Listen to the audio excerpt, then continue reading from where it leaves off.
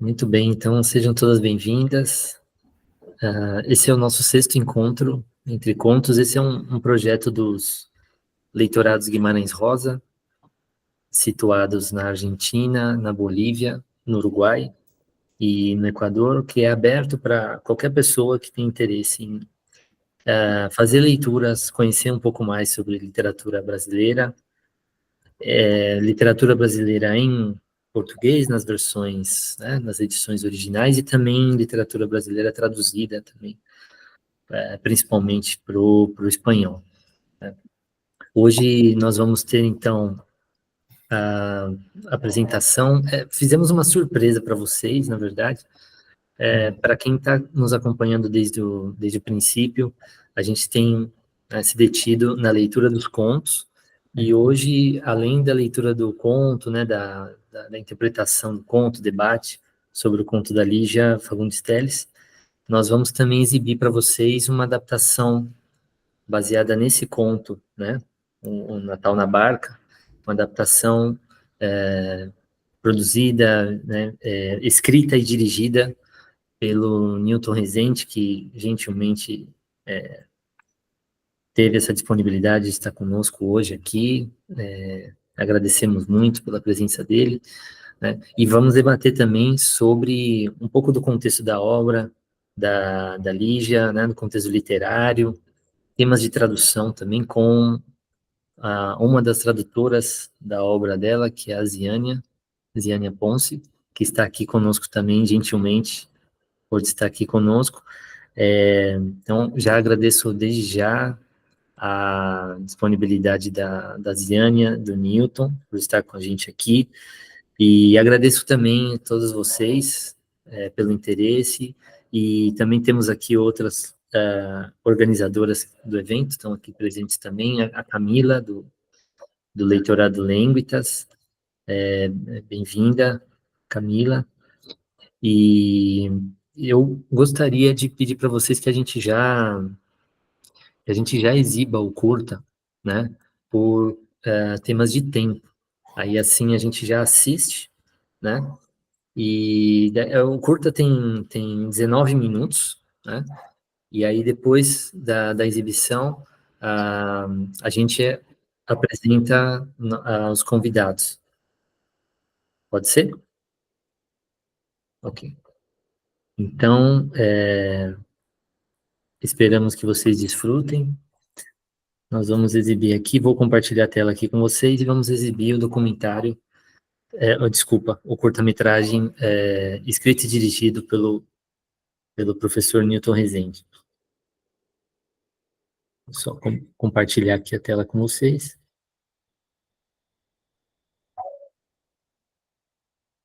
E agradecemos também por essa possibilidade de exibi-lo, né, durante o evento. Tá? Vocês estão visualizando o vídeo, uma tela de vídeo aqui? Dá para ver. Dá para ver? Ok.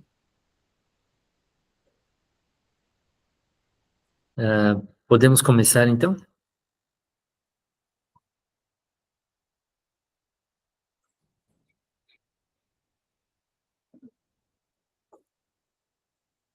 Vamos começando, ok?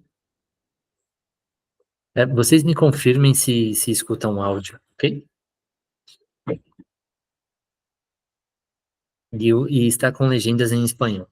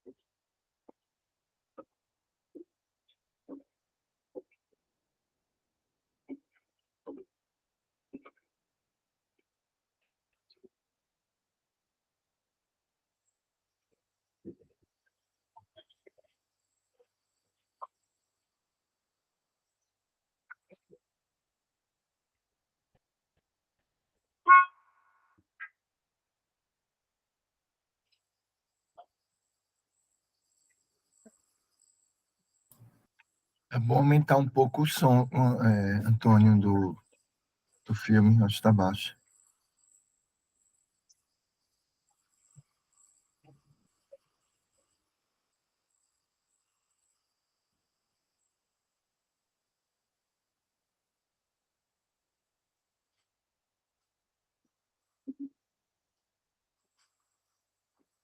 Precisava ter acendido não, moço.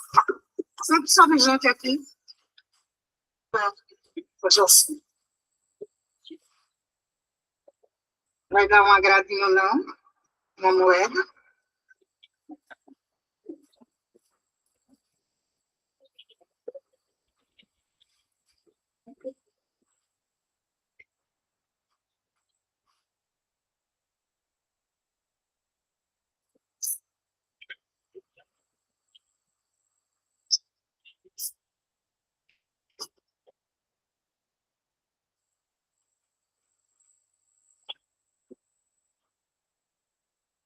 Onde é que a senhora vai descer? Esse barco está indo para onde?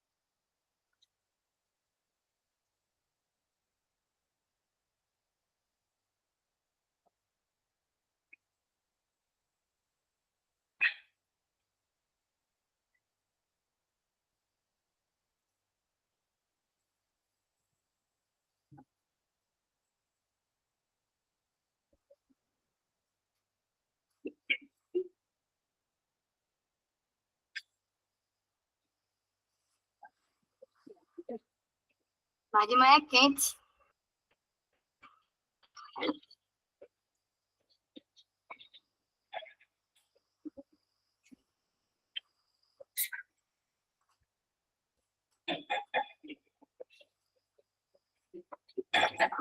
Tome.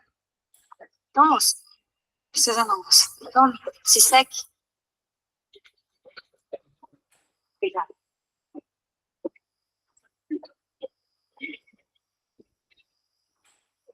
O que você falou? Eu não entendi o que você disse. Eu disse que de manhã essa lagoa é quente. Ela é quente e verde.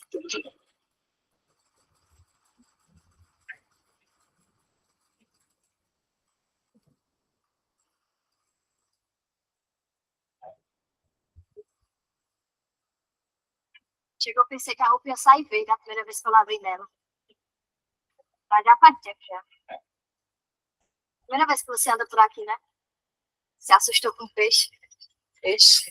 Tem um bocado dele por aqui. Mas a gente só vê quando bate a luz.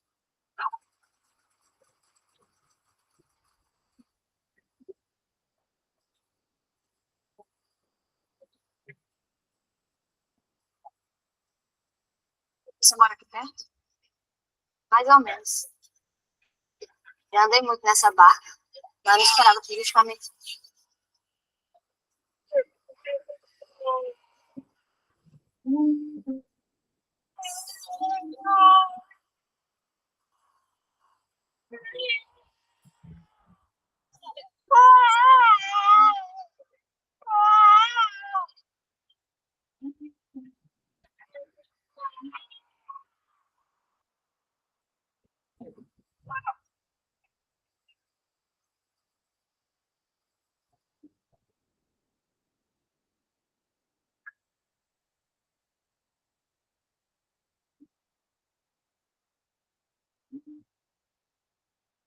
Seu filho?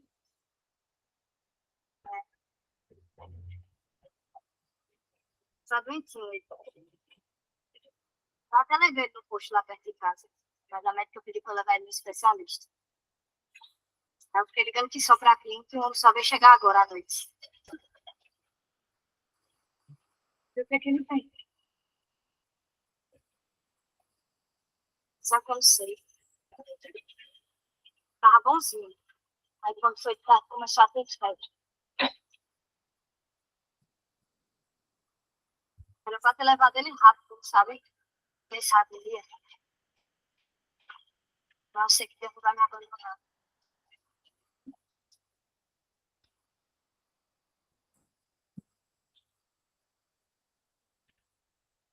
A sua é um. O primeiro morreu no ano passado. Tava brincando com o menino aqui na lagoa.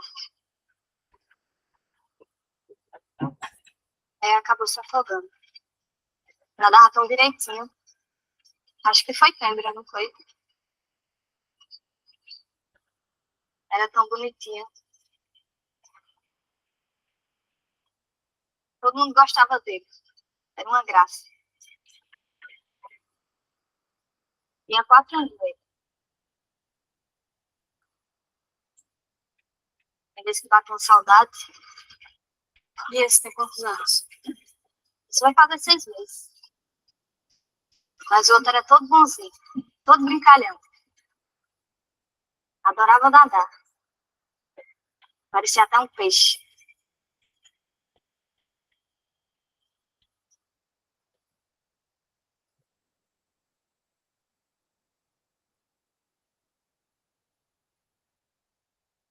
O seu marido?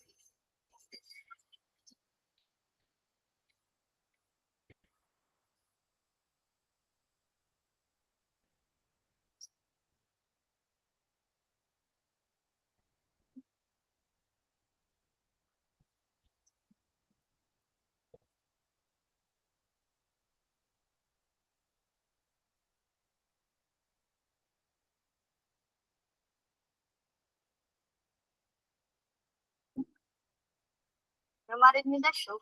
Faz uns meses. A gente até que vivia bem. Mas aí apareceu o ex-namorado e ele até me contou. Disse que ela tava mais feia e tudo. Mas depois não tocou mais no assunto. Aí teve um dia que ele acordou, tomou café, brincou ficou com o menino e saiu para trabalhar. Igualzinha todo dia. Eu vi quando ela assinou para mim, do lado de fora. Tava lavando prato. Eu vi pela grade da janela. Fiquei agoniada. Eu não gosto de falar com ninguém quando coisa no meio. Quase que eu abri a porta. Mas aí eu tava com a mão molhada, nem fui. Aí quando foi de tardezinha, eu recebi um bilhete que ele mandou.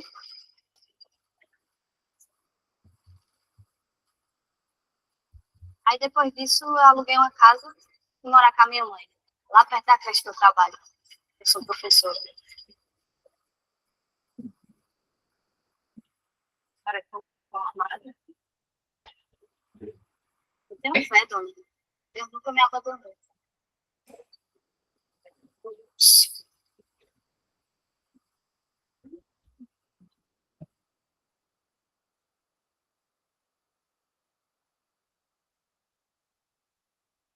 Fica na minha casa, dona.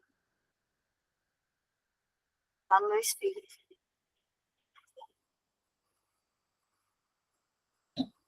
O brilho dos meus olhos. O jeito que eu arrumo o cabelo.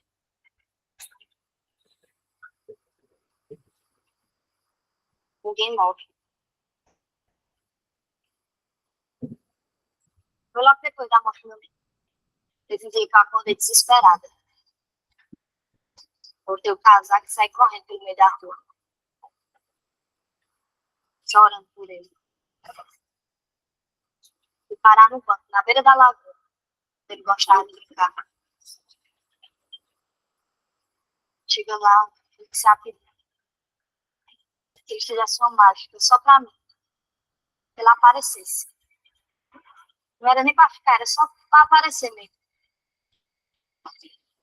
Aí quando eu não tinha mais força, postei a cabeça no dormi, assim de repente. Eu acabei sonhando. O sonho de Deus apareceu pra mim. Sentia. Ele apareceu com uma mão de luz. Eu olhava assim distante. Vi o meu menino ficando com o menino Jesus. Jardim do Paraíso.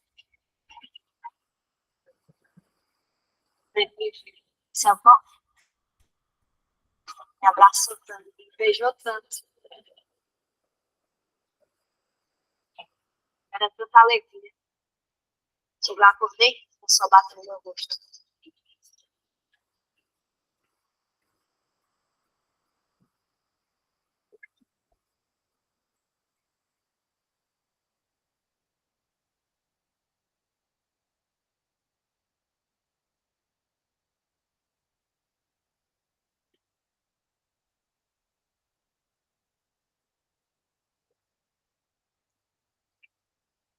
Ai, não, estamos chegando.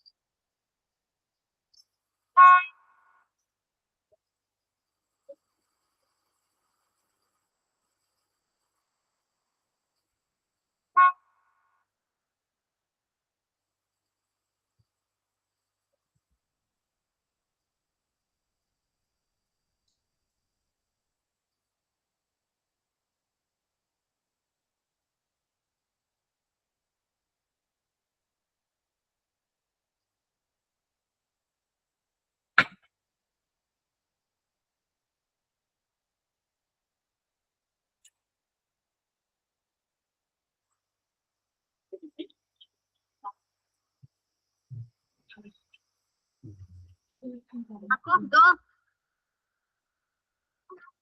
Oxe, acordou. E parece que não tá mais com febre. Parece que... Feliz Natal, Dora. Feliz Natal.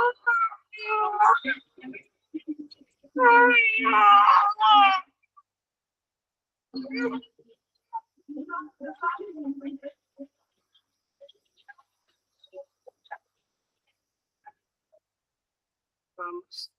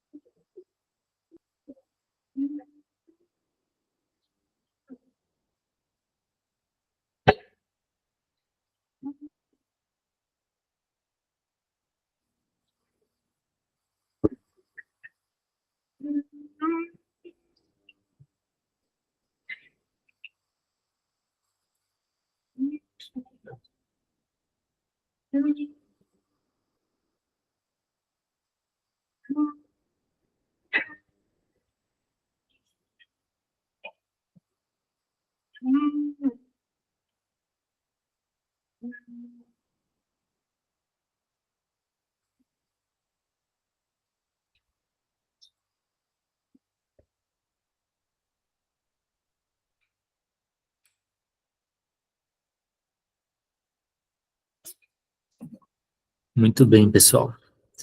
Me escutam? Sim? Sim. Bom, Sim. bom, bem-vindas para quem chegou agora. Bom, eu tenho um monte de impressões sobre essa adaptação, na verdade. Eu confesso que me ampliou demais os pontos de vista quando eu vi essa adaptação, né, escrita e dirigida pelo professor Newton.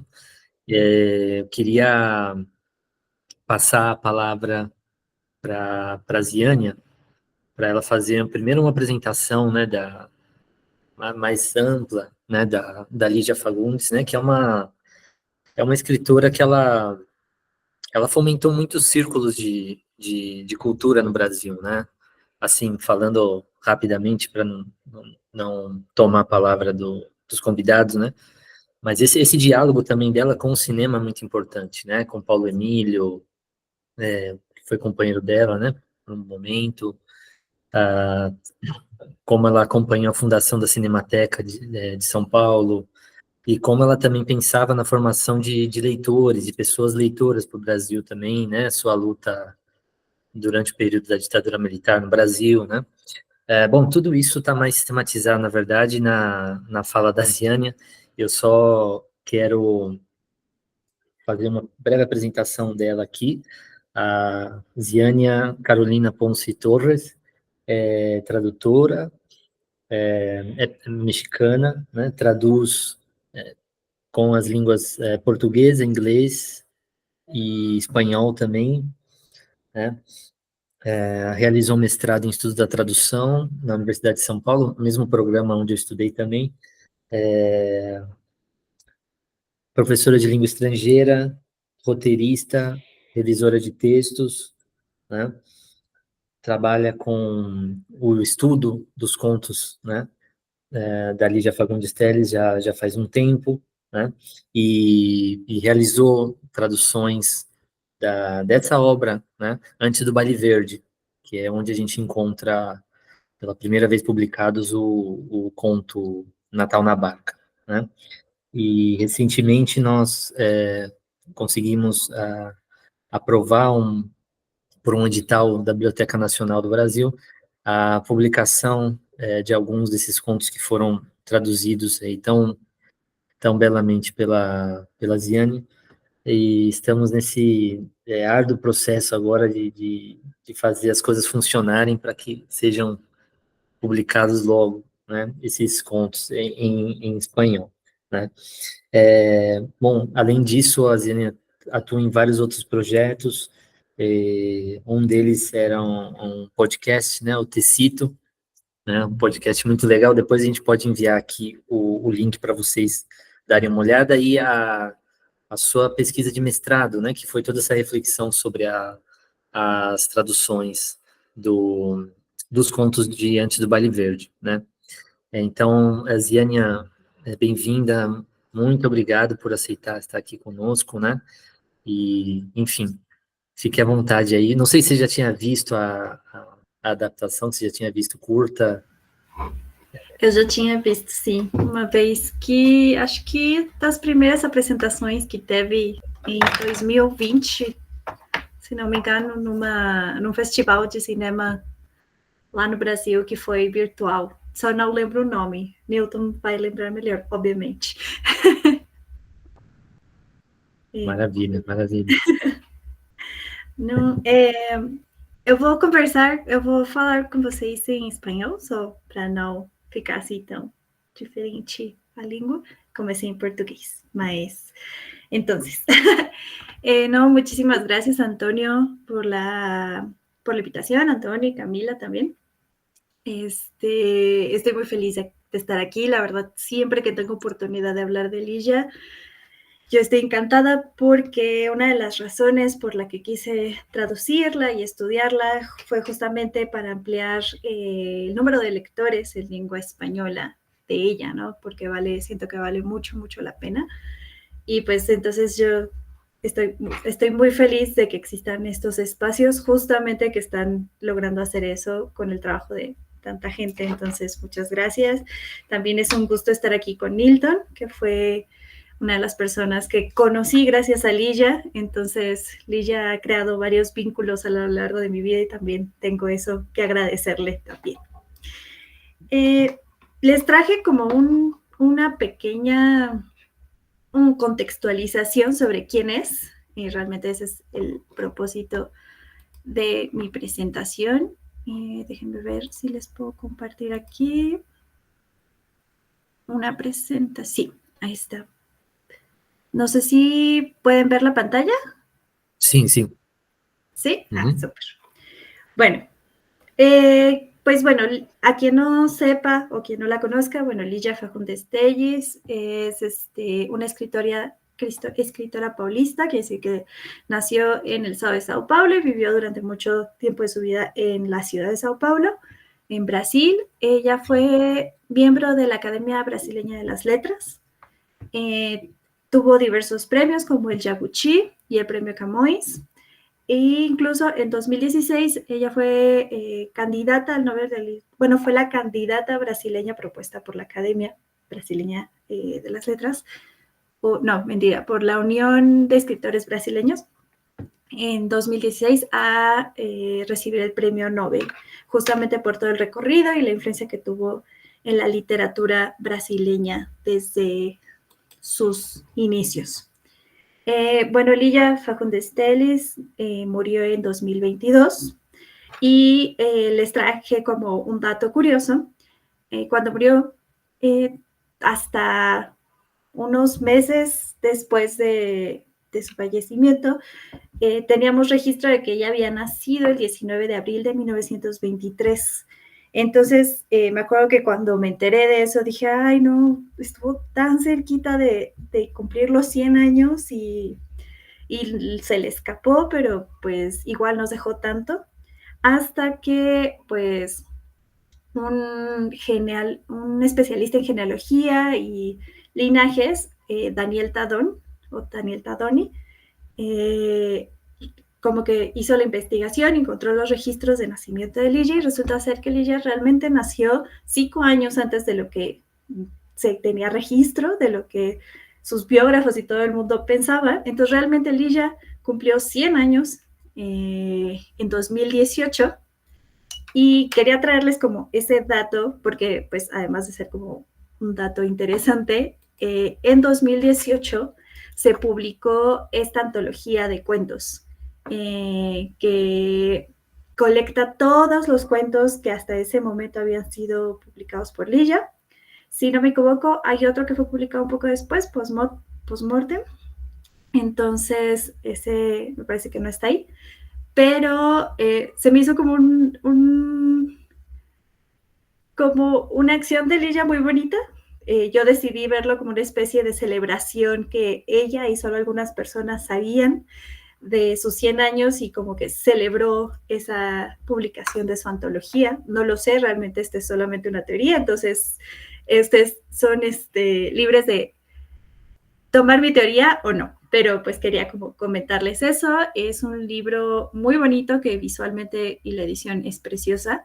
En general, muchos de sus cuentos que fueron reeditados por Compañía das Letras tienen unas ediciones muy lindas, unas portadas muy lindas. Aquí les tengo como algunas de sus ediciones de sus más recientes novelas, porque además la obra de Ligia es bastante vasta, ¿no? Ustedes se van a encontrar tanto novelas, hay 4 novelas, 14 libros de cuentos, 4 libros que fueron clasificados por la autora como ficción y memoria, que es una especie de diario y ficción, están muy interesantes también.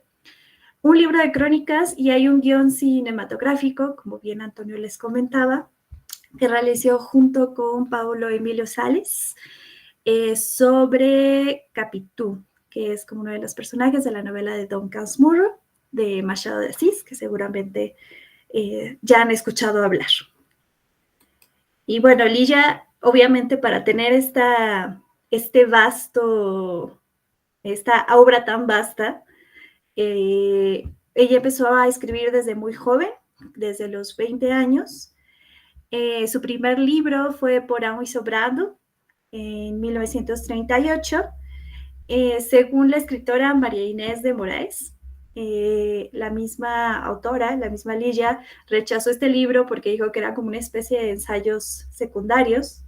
Entonces es como su primera obra, pero de alguna forma en su primera antología, en Antes do Baile Verde, no incluyó los cuentos que están aquí, incluyó los que están a partir del siguiente. Ahora no les tengo exactamente, no tengo aquí en la memoria a partir de qué libro, pero les dejo debiendo ese dato. Y bueno, esto es muy interesante quería comentarles justamente sobre esa antología de cuentos Antes do Baile Verde, que contiene tanto libros que fueron publicados por primera vez en este libro, en esta antología, y cuentos que ella ya antes había publicado. Y no solamente es como una colección de cuentos, sino también una reedición de sus historias y de sus cuentos. Es muy interesante cómo Ligia le dedicaba a la escritura como una constante atención y revisión, y ella aclamaba que realmente su escritura nunca acababa hasta que en algún momento lo hacía, porque inevitablemente tenía que pasar, pero había una constante edición de sus cuentos. Eso es muy interesante. El cuento que ustedes leyeron de Natal Navarca, Una vida de la barca, está basada en la última edición que se hizo en 2009, pero se pueden registrar cambios de las primeras, segundas, terceras, porque hubo varias ediciones. Nilton, de hecho, tiene un estudio bastante interesante sobre esos cambios, que también sería interesante que lo vieran, está muy interesante. Y bueno, eso, Ligia nunca dejó de jugar con la escritura, y es una acción o una actividad a la que ella estaba totalmente dedicada. De hecho, les traje un pequeño fragmento de una entrevista que le hicieron a Ligia en Cadernos da Literatura Brasileira. Ella comenta que la escritora se los voy a leer, es mi oficio, ¿comprendes? Y como cualquier oficio, escribir exige esa seriedad, exige competencia y amor. La competencia por sí sola no es suficiente. Puedes tener 200 diplomas y aunque seas un carpintero, si hago mi mesa sin amor, esto se va a ladear, se va a ladear. El amor es la entrega, la donación, la pasión y la pasión es la vocación. Entonces ella siempre fue una escritora bastante dedicada que respetó bastante su labor y su arte de escribir. Además de esto, comenta en la misma entrevista que antes de sentarse a escribir, lo que ella hacía era como arreglarse, prepararse, tenía todo un ritual antes de escribir, porque justo se tomaba muy en serio su papel de creadora. Obviamente, esta dedicación fue premiada, como se los comenté antes. Ella fue galardonada por el premio Yabuchi, que además es un premio que si no lo conocen, les recomiendo mucho conocer y seguir como un registro, porque más o menos les puede dar como una idea de lo que está pasando en la escena literaria brasileña. Y el premio Camões, que si no han escuchado hablar de él, es como de la talla del premio Cervantes en habla hispana. Y bueno, además, como les comenté, ella fue candidata por la Unión Brasileña de Escritores al Nobel en 2016. También ha sido traducida a diversos idiomas, pero me quiero enfocar en las traducciones que se le hicieron al español. Entre ellos, pues, se encuentran sobre todo las novelas, que son Las Meninas, La Fuente de Piedra y Las Horas Desnudas. Y también pueden encontrar algunos de sus cuentos ya en antologías de textos brasileños. No hay una antología de sus cuentos en específico, pero aparecen algunos de sus cuentos en la Antología General de Literatura Brasileña de Bela Joseph y La Invención de la Realidad, que es una antología de cuentos brasileños por Paula Perisot.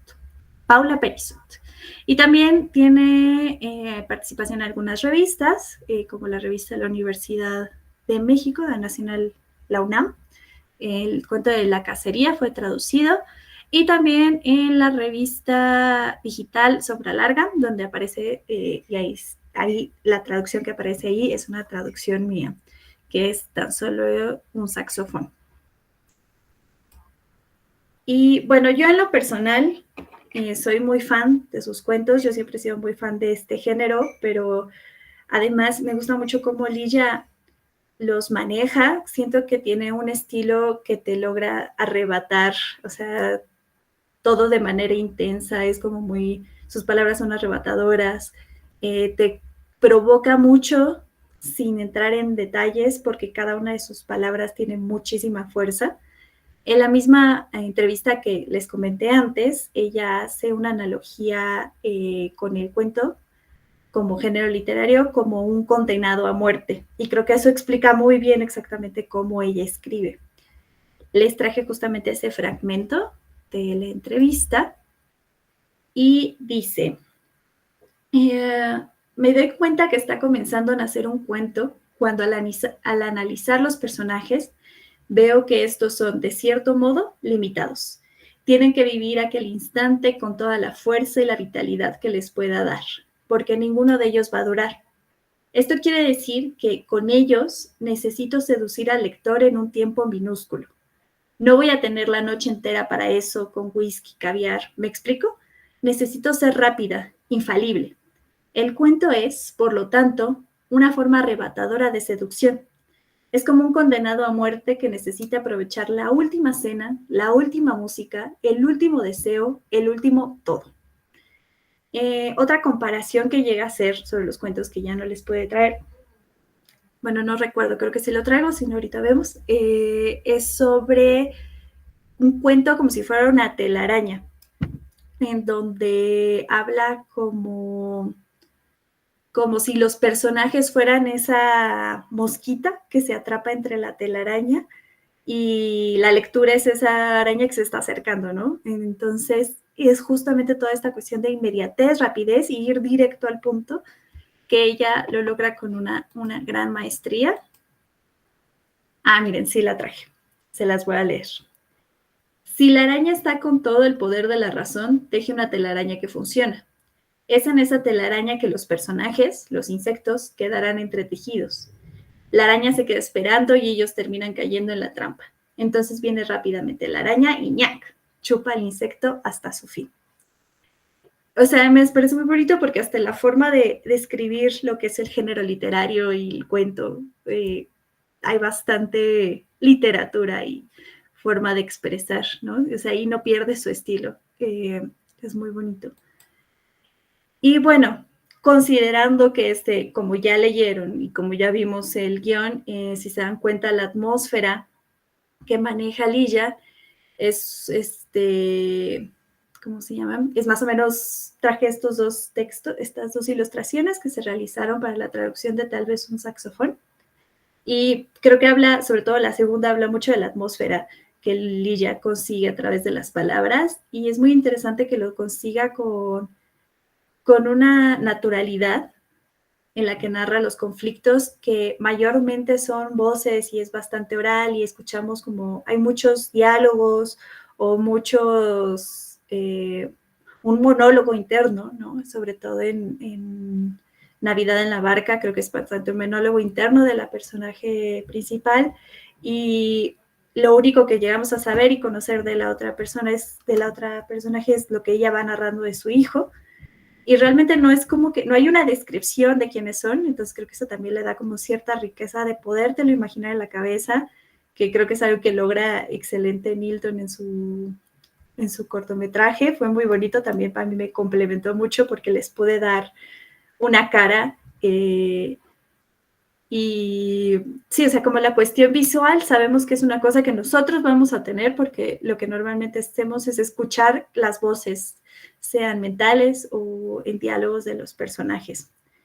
Y esto es muy interesante porque, pues, para hablarles un poco sobre el proceso de traducción, fue importante considerar que la mayoría de los textos de Lilla eran bastante orales para tomarlos en cuenta al momento de la traducción, justamente para no caer en intentar sobreexplicar o ampliar mucho, ¿no? Las frases, mantener como esa inmediatez y ese estilo que tiene la autora. Y bueno, les quería como compartir que justamente este cuento, la traducción de este cuento, fue realizada, no entra dentro de los textos que presenté en la maestría, sino que es algo que había realizado antes, lo dejé en pausa y lo recuperé después de la pandemia, junto con un colectivo de traductores que se llama Laboratorio de Traducción del Círculo de Traductores en México, y que realizábamos reuniones semanales. Entonces fue muy interesante como traerles esa traducción y irlos escuchando a ellos, que la mayoría de los traductores no conocían o no hablaban portugués. Entonces como que fue bastante rico ver si se lograba sentir, ¿no? Y transmitir esa atmósfera, transmitir la oralidad. Este es un pequeño como fragmento con, si se dan cuenta, tiene como algunas anotaciones y algunas marcas. De hecho, esta primera traducción que alcanzan a ver en su pantalla no es la traducción final que ustedes leyeron.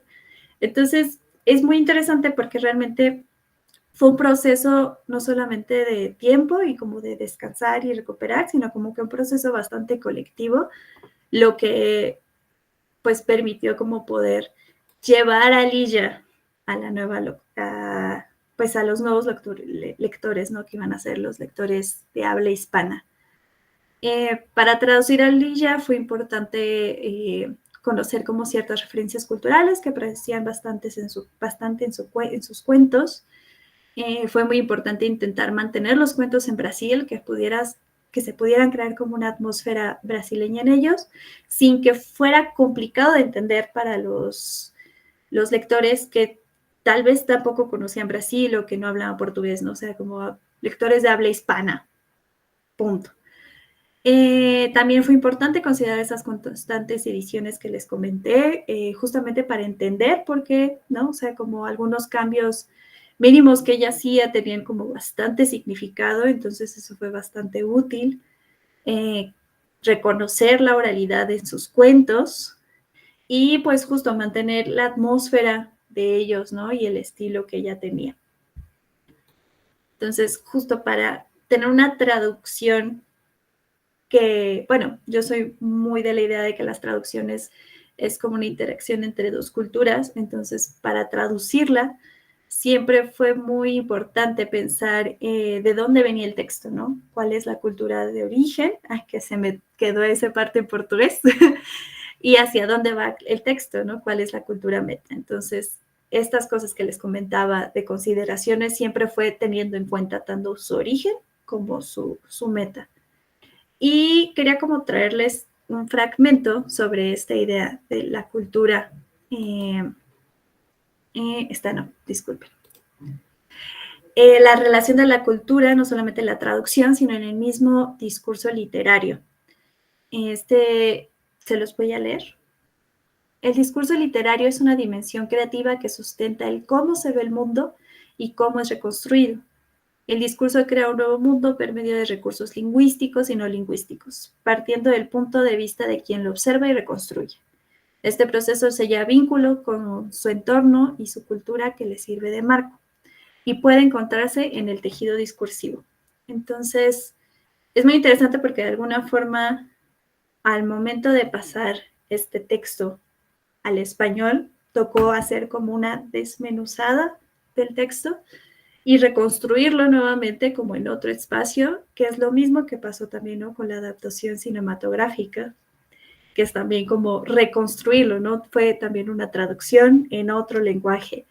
Entonces, siempre es importante regresar a ver el texto fuente, pero también reconocer hacia dónde va y reconocer que lo que estamos haciendo es crear algo nuevo, ¿no? Entonces, justamente quería compartirles un poquito sobre esa experiencia que tuve como traductora y que sigo teniendo como traductora y que procuro como mantener, sobre todo después de este aprendizaje que tuve como con Ligia, y es pues siempre intentar entender al máximo el texto que se va a traducir, nunca dejar de investigar, ¿no? Siempre durante todo el proceso va a haber investigación, va a haber cosas nuevas, uno conoce muchas cosas en ese proceso.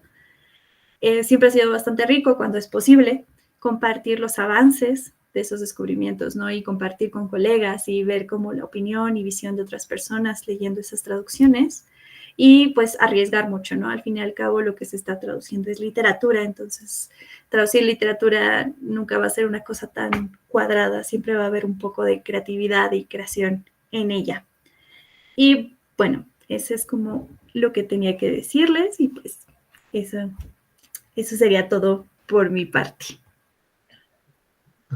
Graças, Diana. Muito obrigado. É bem interessante a forma como você contextualiza e conecta com os temas de tradução. Desde os primeiros contos, né, do Antes do Baile Verde, esse conto mesmo, né, Antes do Baile Verde, né, fala muito de um contexto de carnaval, né, enfim, tem várias expressões ali, as marchinhas e tudo. Essa questão das referências culturais é bem importante, né? E eu queria pedir para vocês, para a gente ir preparando os comentários, inquietudes, perguntas, e aí, depois da fala do professor Newton, a gente abre para perguntas, tá bom? Para ficar uma interação mais fluida, tá? Então, eu vou passar a palavra para o professor Newton.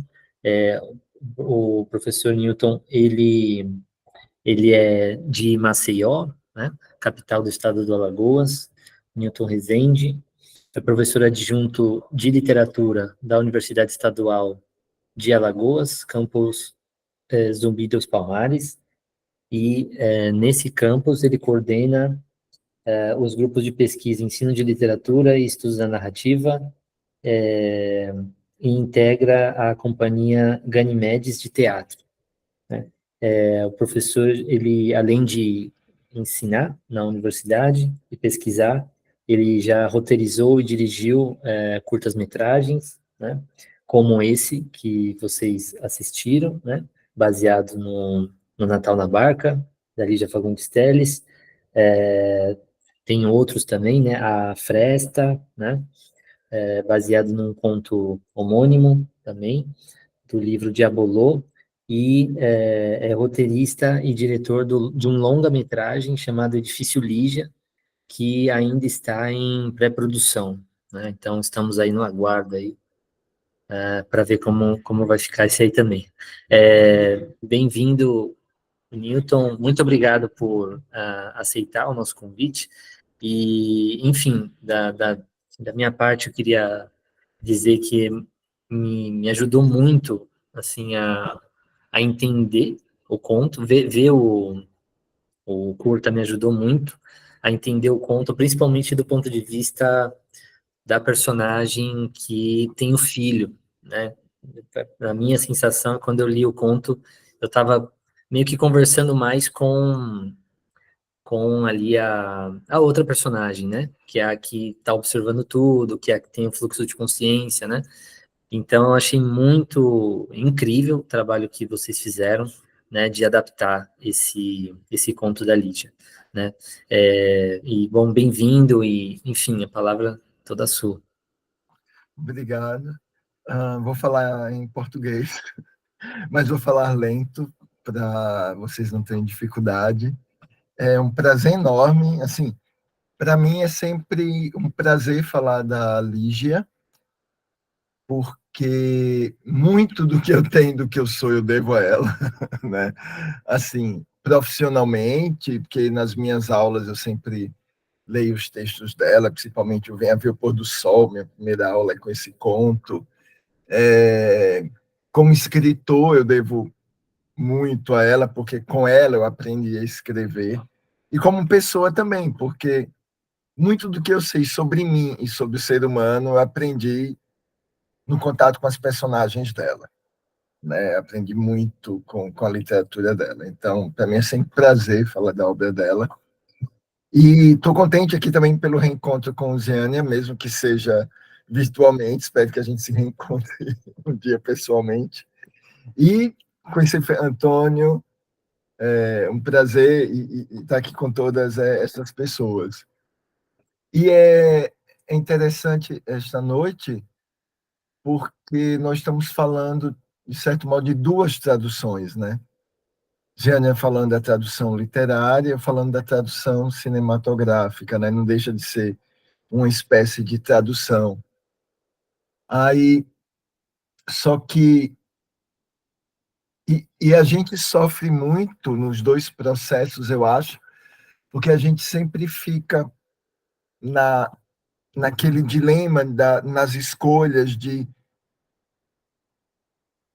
o quanto me convém ser fiel ao original, o quanto é necessário trair o original para que a obra de chegada, seja a tradução, seja o filme, tenha mais qualidade, não é?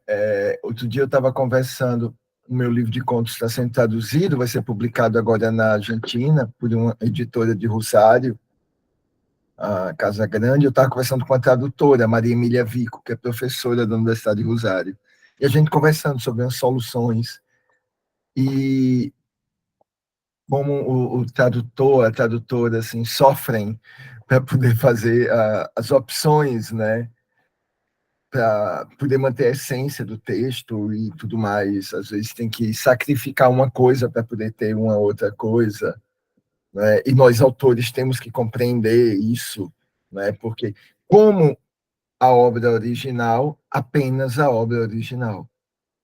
A tradução é a tradução, não é a obra original, assim como a adaptação é uma adaptação, não é a obra original. Então, uma das coisas que me fez sofrer bastante na adaptação do Natal da Barca foi justamente essa enganadora facilidade do texto. Não é? Porque a gente lê um texto desse e pensa, tá pronto para ser filmado, os diálogos já estão prontos, está tudo pronto, aí isso é uma coisa super simples. E não é, não é de modo algum, certo? Principalmente considerando uma autora que criou a Lígia criou um mundo ficcional próprio, com leis próprias. Então, quando a gente lê um conto dela, mas isso se dá com todos os artistas, né? Uma coisa é a gente se relacionar com uma obra, outra coisa é a gente se relacionar com o conjunto da obra. Então, quando a gente lê um conto dela, nós nos deparamos com alguém vivendo uma determinada situação. Quando a gente lê vários textos e a gente entra no conto dela, a gente percebe que está entrando num mundo específico, com leis específicas, com simbologias específicas. E na adaptação, nos primeiros tratamentos do roteiro, eu fui percebendo que eu não podia manter no curta-metragem aquelas imagens que funcionavam no conto. Porque no texto literário elas faziam parte do mundo ficcional da Lígia. E elas tinham determinado impacto no leitor. Mas no conto, aquelas imagens que eram tão fortes não teriam a mesma força. Então, precisei ver o que fazer. Eu preparei um material aqui, eu vou apresentar, né, e comentando a respeito desses desafios, tá? Deixa eu compartilhar.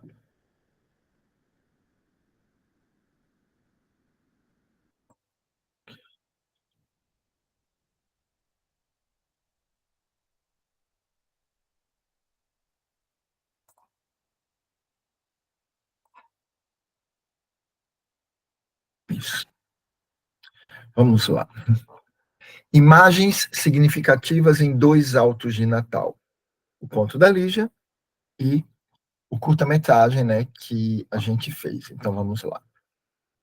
Bem, como eu já falei, Lígia Fagundes Telles construiu um particular mundo ficcional. Um mundo com leis próprias, com imagens significativas, um mundo com elementos recorrentes, um mundo em que os objetos e a ambiência nos dizem o que as personagens teimam em escamotear. Porque as personagens da Lígia, elas se escondem. A literatura da Lígia não é a literatura de tirar o véu das coisas, é uma literatura de colocar um véu sobre as coisas, para que a partir desse véu a gente tenha acesso às coisas. A Lígia não quer nos mostrar.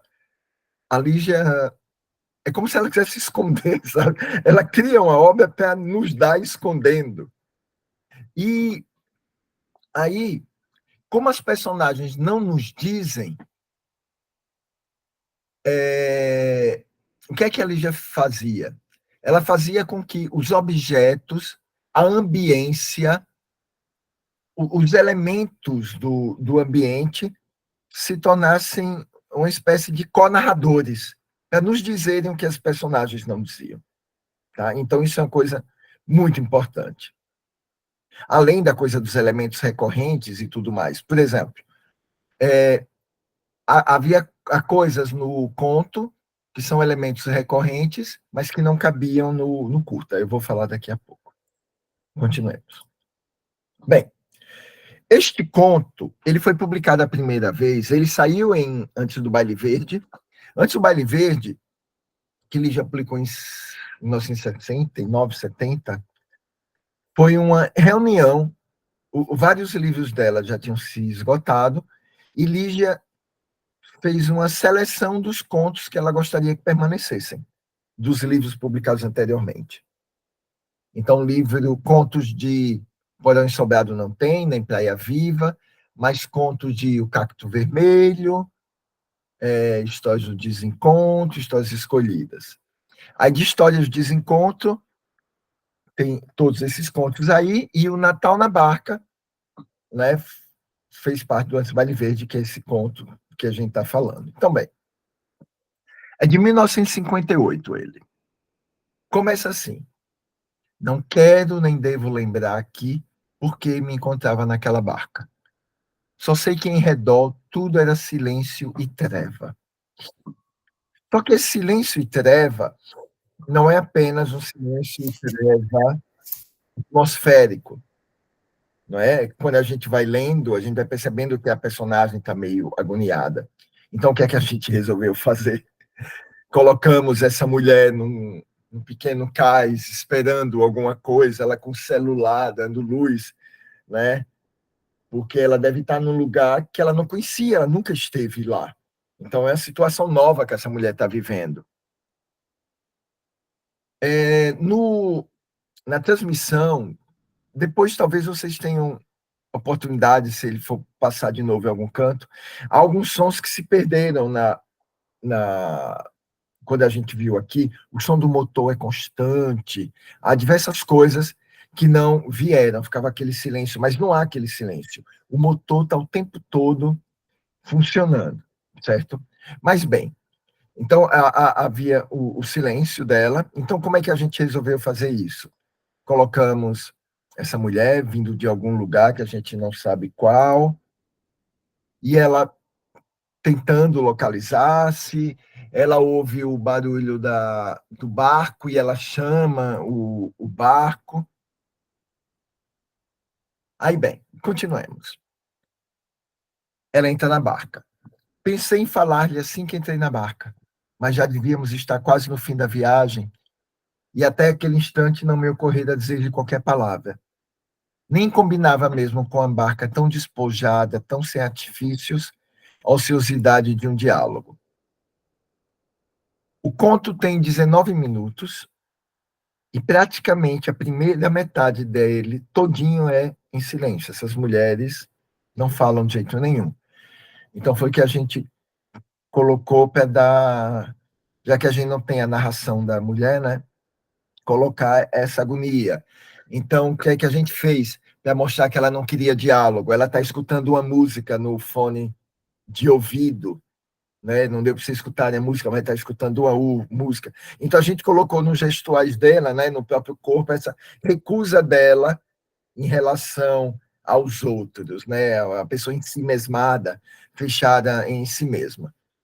Estávamos sós. Aí nós temos ela, o homem, que é o único homem lá, a mulher. Ali estávamos os quatro, silenciosos como mortos no antigo barco de mortos deslizando na escuridão. Bem, quando a gente lê o conto, algumas vezes vem à nossa mente a barca de Caronte, não é? Os mortos atravessando naquele barco. E, de certo modo, esse conto pode ser considerado como uma representação, assim, uma reflexão fictícia sobre formas de estar morto. E eu acho que, de certo modo, eles nos traz como a gente costuma se comportar quando está na noite escura. Que essas personagens estão vivendo a noite escura da alma, né? Noite escura que São João da Cruz falava, né? São Juan de la Cruz. Nós temos a protagonista, ela se fecha. O bêbado, o homem se alheia, bebe para fugir do problema. A mãe é a única que, na noite escura, ela se abre para o outro. Né? É uma das possibilidades, ela se abre para o diálogo. E geralmente é isso que a gente faz, né? Ou a gente se fecha, ou a gente tenta se alheiar, buscando álcool, quaisquer outras coisas para esquecer do problema, ou a gente procura alguém. Então, os personagens, de certo modo, representam isso. Mas estava falando do Barco dos Mortos. Aí a gente colocou a condutora, e aí eu coloquei uma condutora e não um condutor, porque no filme eu não queria um homem conduzindo essas mulheres, porque também é um filme sobre sororidade, assim como eu conto, porque as mulheres se entendem, elas conversam, e o homem fica alheio a tudo o que acontece com elas, desde o início até o final. Então, são questões femininas. O homem começa o conto dormindo, acaba o conto, ele sai, nem olha direito para elas, está alheio. Como a gente sabe que é, na sociedade, o comportamento, muitas vezes, do homem, do macho. Não do homem, mas do macho. Certo? Do hétero macho. Então, de certo modo, a gente tentou no filme passar um pouco disso do que acontece, né, no dia a dia, e dessa necessidade de a mulher olhar para ela mesma, né, e que talvez apenas a mulher esteja pronta para salvar a outra, né, porque ela compreende, no silêncio, uma compreende a dor da outra, né, isso é mais possível. E aí, para referenciar a condutora como essa Caronte, a gente colocou ela beijando a moeda, que são as moedas que os mortos, né, que davam assim para atravessar o barco, e bota também a moeda na boca, né, quando morriam, botava nos olhos, então a gente colocou isso para tentar dar um ar mais mítico para o barco. A direção de arte, eu fiquei muito feliz com a direção de arte, que é da Nina Magalhães, que é um grande diretor de arte daqui de Alagoas. Ela vai fazer a direção de arte do edifício Lígia, que é uma reunião de contos da Lígia, principalmente o conto Antes do Baile Verde, a Medalha Emanuel. As mulheres todas moram no mesmo prédio, né, o edifício residencial. E a Nina tentou criar um barco bem mítico, né, com plantas penduradas, assim, pássaro. Esse pássaro que aparece no barco é um pássaro que eu esqueci o nome do pássaro, é um pássaro que é meio que um mensageiro, tem um aspecto mítico também, esse pássaro que aparece no filme, né?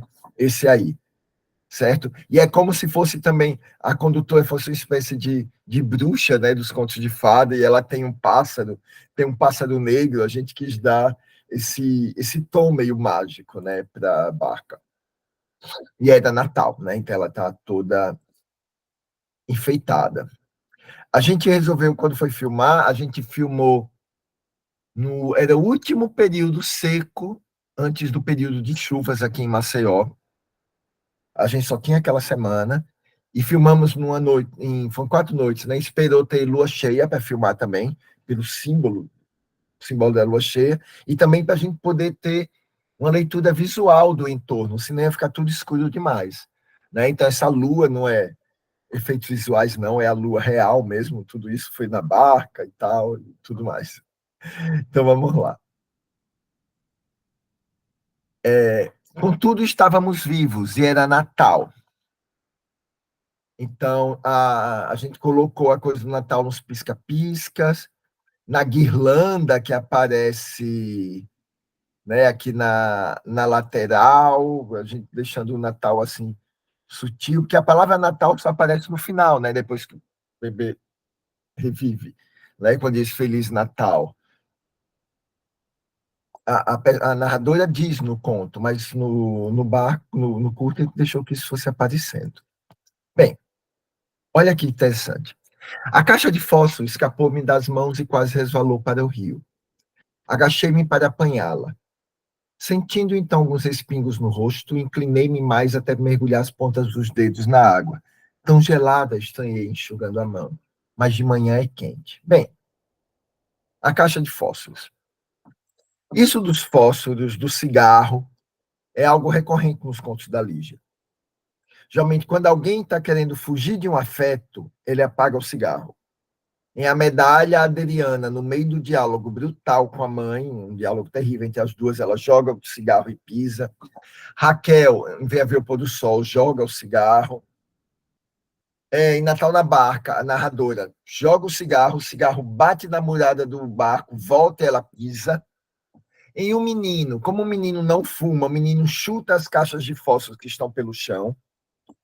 Só que não cabia, no primeiro tratamento do roteiro, a mulher fumar, assim, ela jogava isso do cigarro.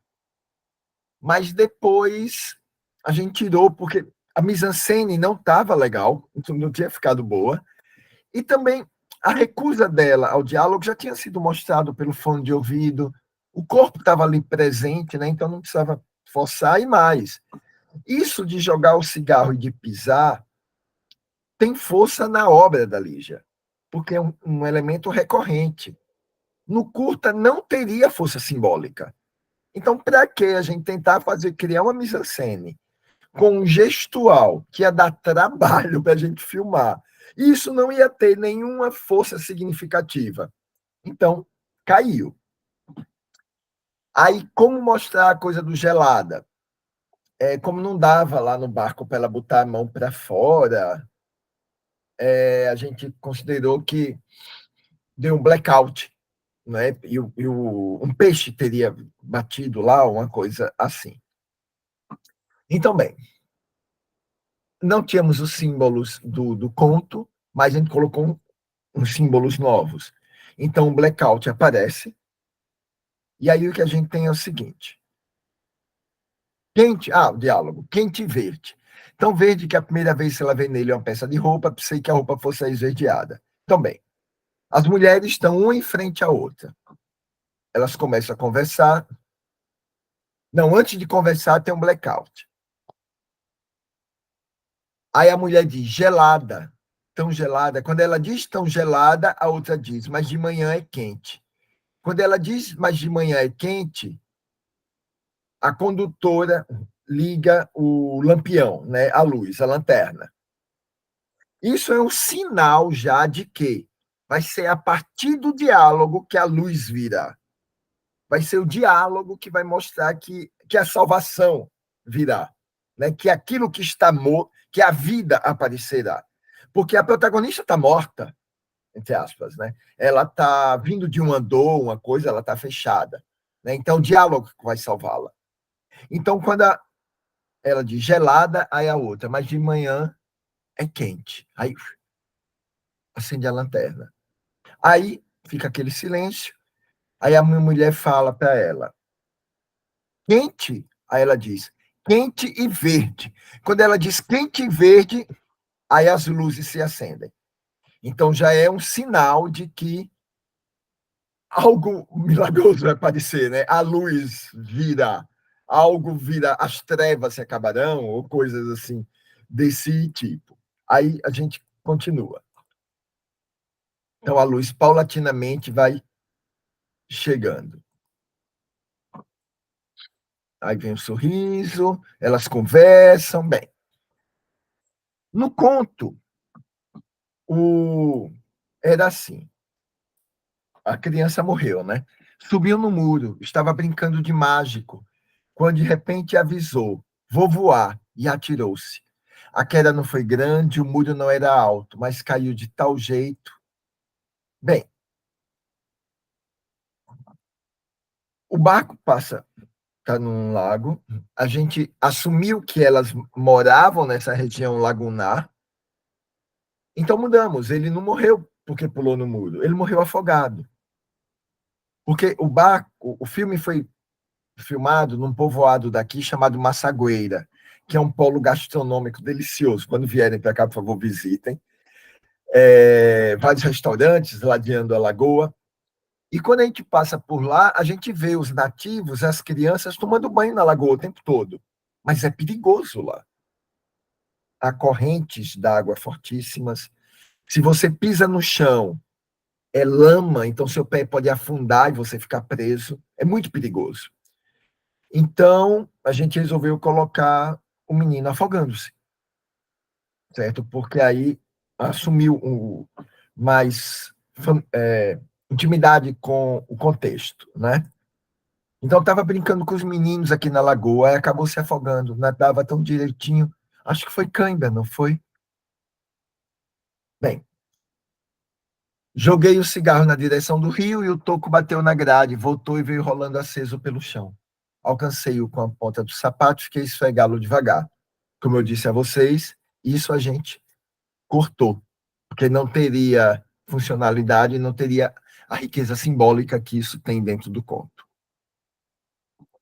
Bem, aí vem a parte do menino morto.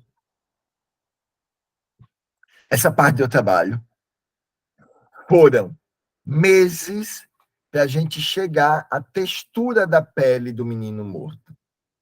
Isso foi feitos, né, visuais. A gente olhou muitas fotos de crianças recém-mortas, que tinha que ser a face de quem acabou de falecer, Então, várias pesquisas e tal, foi muito pesado isso. E a gente alcançou esse tom na véspera. A gente tinha que deixar ele pronto para mandar para o festival.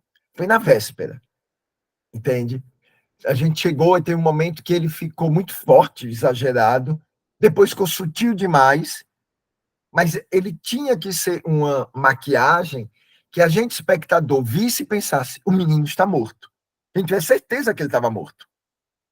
Aí a gente alcançou aí. Aí, bem, o ponto de vista, vejam.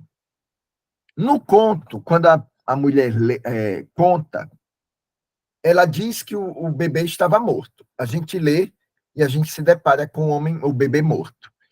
Depois, a mãe levanta o chale e o bebê está vivo. Não, vivo, mas ele estava morto. Então, bem, a gente optou por não fazer o filme com câmera subjetiva. Não há câmera subjetiva. Em nenhum momento a gente filma a partir da visão de um outro personagem. Nós estamos ali como testemunhas. Estamos, tipo, no ombro de alguém olhando, do lado. Mas não há câmera subjetiva. Tanto não é câmera subjetiva que esse ângulo pelo qual a gente vê o bebê não é o ângulo da mulher, da protagonista. A protagonista do lado, é o nosso. Por quê? Porque aí, se fosse o ângulo dela, a gente poderia ficar em dúvida se o bebê estava morto ou não. Quem pensou, foi ela que viu. Mas nesse ângulo, a gente viu o bebê morto. Assim como ela viu no conto. Então, para manter a mesma experiência do conto, de a gente receber a experiência da protagonista e achar que ele morreu, nós, quando vemos o filme, a gente diz: poxa, ele estava morto. Como é que pode? Ele estava morto, eu vi morto. Então, a gente optou por esse ponto de vista para que a gente experienciasse. Aí, continuando. Conduzindo pelo bilheteiro. Aí, aqui, mais uma vez, né, nós colocamos essa mulher forte, a mulher que no final diz: vamos, como se ela tivesse... Ela já viajou tanto nessa barca com tanta gente que ela compreendeu o que estava se passando entre aquelas mulheres, né? Ela sabe que a protagonista passou por um rito de iniciação, é uma viagem iniciática, né? Talvez sejam todos mortos ali, não sei, cada um interpreta de um jeito, né? Mas, de qualquer jeito, todos estavam mortos de alguma forma. A mãe estava morta porque carregava um filho doente. Que mãe não se sente morta carregando um filho doente? O homem estava bêbado. E essa mulher estava deprimida por algum motivo. Então, de certo modo, todos estavam mortos, né? Aí, bem, aí há uns sinais e tal. Aqui, pronto, essa florzinha que aparece foi numa das últimas visitas que eu fiz a Lígia Fagundes Telles, acho que essa foi na penúltima, ela me deu essa florzinha. A florzinha estava na mesa dela, né? Aí ela me deu, essa flor vai ter que entrar no filme, né? Que é a coisa da afirmação da vida e tal, e do laço entre a gente, entre eu e ela. Então, essa florzinha é a Lígia. Essa flor é a Lígia. Entende? Aí eu quis colocá-la também no conto, no curta desse modo. E algo que tem muito nos barcos daqui, que é a carranca. Deixa eu escrever aqui como se escreve. Carranca. Que fica nos barcos daqui. Bem, as carrancas elas têm uma função semelhante às gárgulas que há nas catedrais, né, antigas, né, para afastar os maus espíritos. Então, a carranca aparece justamente pouco antes de o bebê aparecer vivo, como se ela fosse afastando a morte, afastando o que há de ruim, abrindo um caminho, não é? Algo que não está presente no conto. Aí, bem, no conto, a narradora diz: pude imaginá-lo como seria de manhã cedo, verde quente, verde quente. Bem, houve um tratamento em que, depois que a mãe saía, entrava uma pessoa na barca, uma moça, com um namorado, uma coisa assim. E a barca seguia, e aí a protagonista falava para ela: de manhã é quente, é verde e quente. A protagonista repetia a fala da mãe. Só que, por questões orçamentárias, o produtor, Newton, não temos dinheiro para colocar mais uma pessoa no barco. Não temos. Corte essa personagem. Tá bom. Então, o que é que a gente vai fazer? Felizmente, cortamos.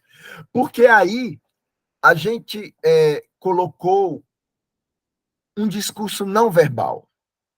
Em vez dela dizer que a outra pessoa, que de manhã Lagoa é verde e quente, foi que ela fez. Vejamos, no começo do filme, deixa eu ver aqui, vejam. As duas estão uma em frente à outra, estão em lados opostos. Ou seja, o ponto de vista da mãe é o oposto do ponto de vista da mulher. Elas têm visões opostas, certo? Há um conto da Lígia, que está em Antes do Baile Verde também, chamado A Janela, em que nós temos o seguinte: há umas mulheres que estão numa espécie de prostíbulo, de bordel, e uma delas está conversando com um homem que está sentado numa janela, numa cadeira em frente a uma janela, e contando coisas sobre a vida dele, sobre um filho que morreu. Ele tem um discurso muito lúcido, incrivelmente lúcido, e que faz a mulher refletir sobre a vida. De repente entram uns enfermeiros nesse quarto e levam o homem consigo. Esse homem tem problemas mentais, é um louco. Só que o discurso do louco é muito lúcido. É algo recorrente também na obra da Lígia. Há um conto dela chamado A Consulta, que mostra isso muito bem, que é do livro Seminário dos Ratos. Uma espécie de releitura do conto alienista do Machado de Assis. Então, bem, quando o homem sai do quarto, o que é que a protagonista faz? Ela se senta na mesma cadeira em que o homem estava e fica olhando a janela, ou seja, ela assume frente à vida uma posição semelhante à do homem. Então, vejam, a mãe está sentada de um lado e a protagonista do outro. No fim do filme,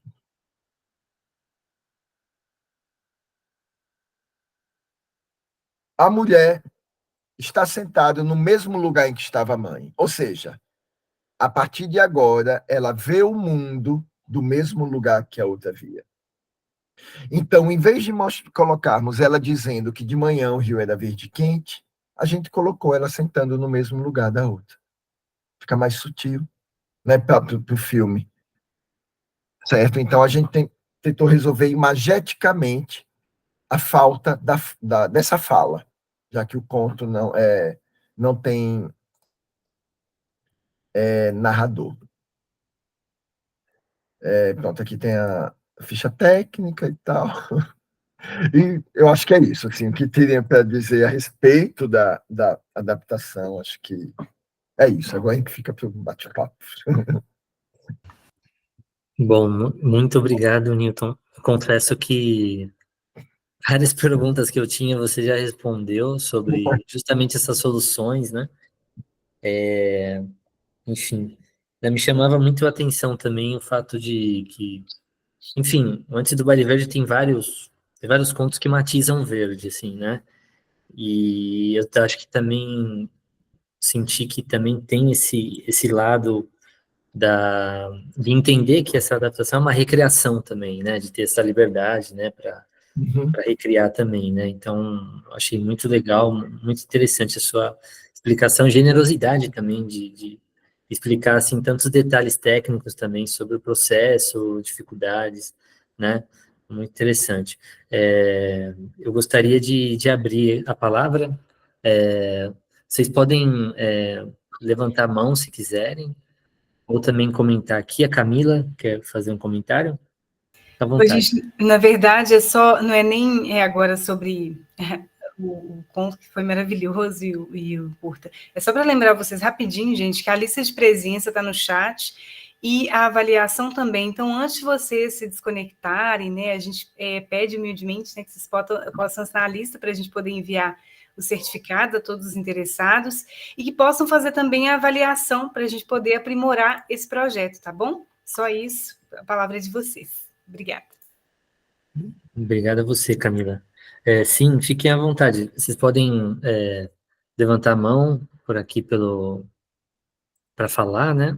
Ou também podem escrever aqui no chat, né? Os comentários, perguntas, dúvidas. Ó, se tem dúvidas também mais pontuais de vocabulário também, né? Questões de idioma também. Observações que vocês também fizeram, né, da tradução e da adaptação ao cinema.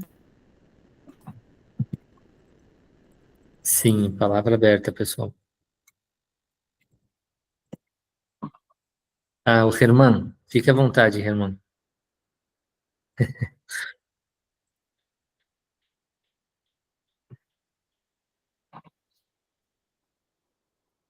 Não escutamos você, Herman. Acho que agora sim.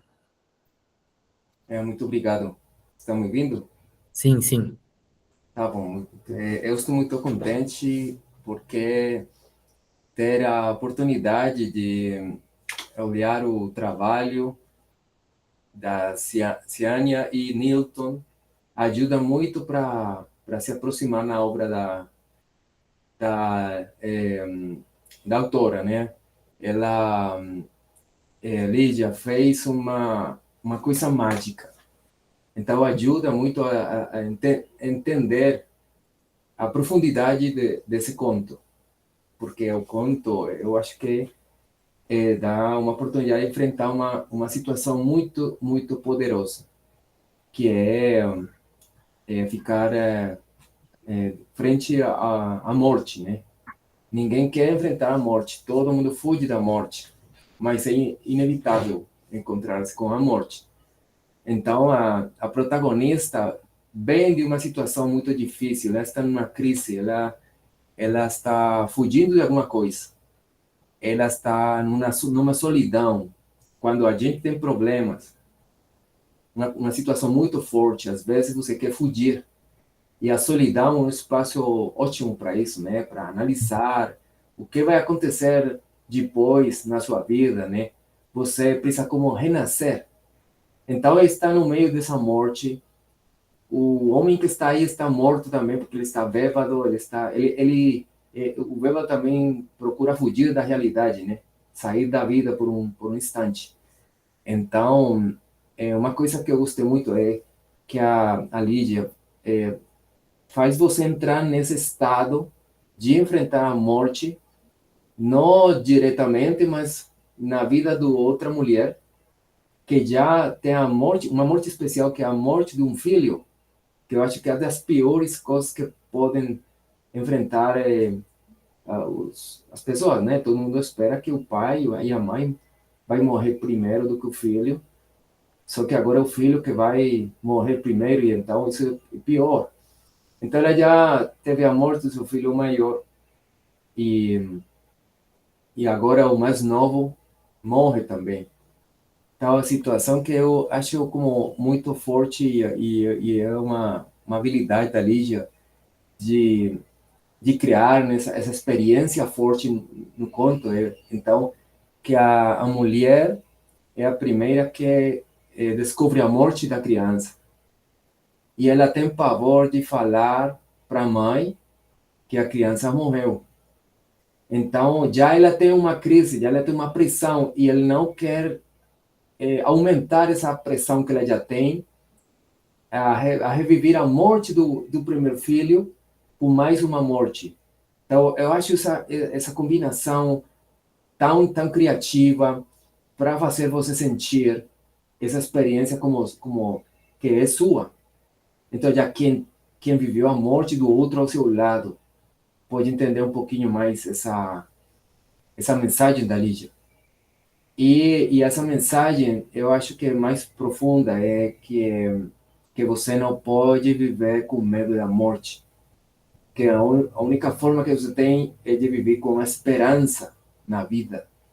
Por isso que eu acho legal que no final a a mulher depois descobre que o menino não estava morto, e toda essa mensagem da mãe positiva, que dá esperança, que ela tem fé, ela acredita que Deus está com ela, né? Então faz com que ela possa descansar, e aí então a história, eu acho que tem um novo começo para ela.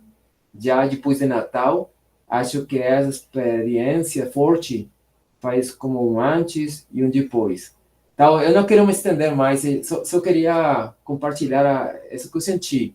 Gostei muito e agradeço ao Instituto Guimarães Rosa por continuar com essas oportunidades de curtir esses contos maravilhosos da literatura brasileira. Muito obrigado. A gente que agradece, irmã. Se Newton e Ziânia quiserem comentar, fique à vontade. Eu escrevi no chat, mas eu achei bem interessante, porque realmente a morte é uma coisa que aparece bastante nos contos da Lígia e na obra da Lígia. Às vezes é uma coisa assim meio sutil, que você pensa de, será que aconteceu uma morte ali? Às vezes é muito óbvia, às vezes é a razão pela qual está começando o conto. Então, é uma coisa bem constante. Então, eu achei muito interessante que você trouxe essa questão, irmã. Muito obrigada e obrigada por sua leitura. Complementando o que Zena falou da morte, realmente é um tema constante. Às vezes, outro dia eu estava falando com os alunos e a gente comentando que quando a gente lê um conto da Lígia, a gente pode se perguntar: vamos ver desta vez como alguém vai morrer, porque os contos dela são geralmente sobre a morte de alguém. Agora, essa morte se dá de diversos modos. É a morte por conta da perda da inocência.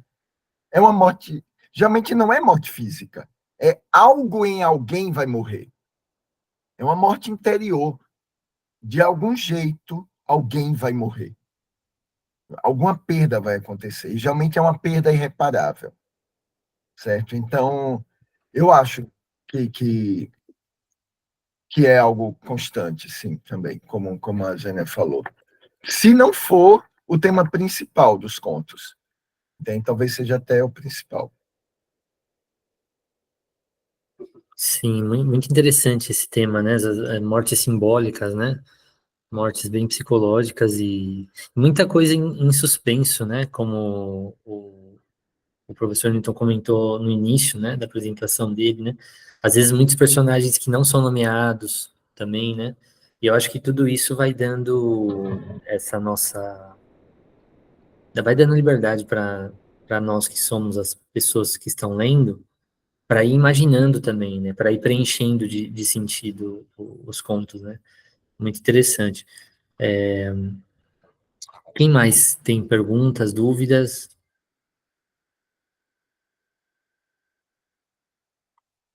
A Camila. Bom, queria primeiro, também agora, né, nesse momento, parabenizar o professor Newton, né, pelo roteiro, pelo curta, maravilhoso. A Ziânia pela tradução também, assim, ela muito aproximou a gente realmente, assim, lendo em espanhol, eu me senti projetada nessa língua, na cultura brasileira. Então, eu tenho uma pergunta, assim, para cada um, sobre esses processos, né? Eu entendo que o professor Newton respondeu bastante